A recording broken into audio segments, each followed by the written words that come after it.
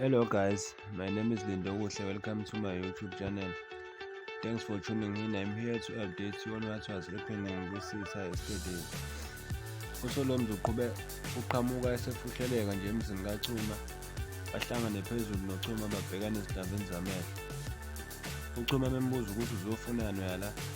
uSolomzi ngizokuxwayisa ngalo mlisa, hlukana naye. Uthi uChuma, yeyi akwahle wena umfazi wamulele esibhedlela wena lapho ulele impilo yakhe, awunandaba nalokho, kodwa ufuna ukudla imali yakhe. uSolomzi yamtshela ukuthi lo muntu akazile ngokusebenza nathi, ufuna ukusixabanisa. uthi uChuma, impi isezandleni manje, mina nawe vele kade saxabana. uSolomzi wavele waphakamisa izandla, wathula kanjalo wamshiya. uPharaboy yena ufuna ukuthola yonke into akayidingayo ngaleli bhizinisi lamathidiso, ngoba futhi uzwe yonke into abeyikhuluma nomnyeni wakhe lapha ethaveni. Mengafuni uzocula anqabi amathidiso, kanti uzohamba isikhathi afike la abasebenza khona. Uthe esakhuluma noNyiko noPhilile, wafika wamthatha wakhuluma naye ngasese, bavumelana ngokuthi uzomphakela umathidiso lokhu ihlekisa into engekho.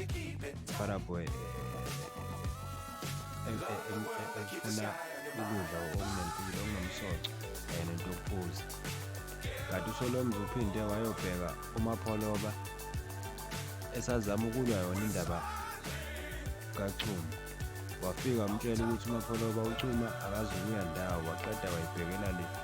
uSolomzi wayiyela kuMontana eSolomzi funeral, badinga lolu daba, wabona naye ukuthi ayikho into akangayenza. Wafona uMapholoba wathi ucela enze kuye behlangane endaweni yamalahle. Wathi ufuna ukumphelezela uMontana, wathi no, ngeke mina ngisaba indoda ema kanje.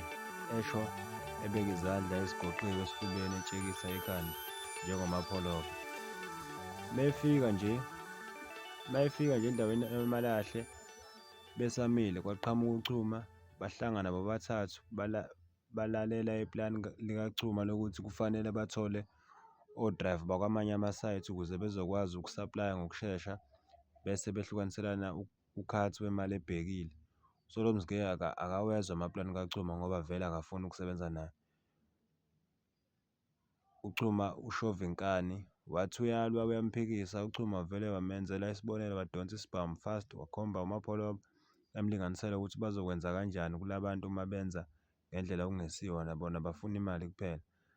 Bahlangana no-driver abathathu futhi emva kokuba behlangane bona nabo bobathathu bekhuluma ngalolu daba, bahlangana no-driver abathathu. uChuma elokhu ebachazele njalo nje ukuthi yini okudingeka ukuthi bayenze, benjalo nje bagqoke izingubo ezimnyama, bazifihlile umzimba wonke. Asibambe lapho kwanamhlanje, ngizobuya futhi ngikuphathele okunye okwenzakalayo kumabonakude kwi-Sitha Enemy. Ungakhohlwa ukudlula lapha ezansi ucindezele ibhele, ungishilo umbono wakho upress ulike. Bye yo.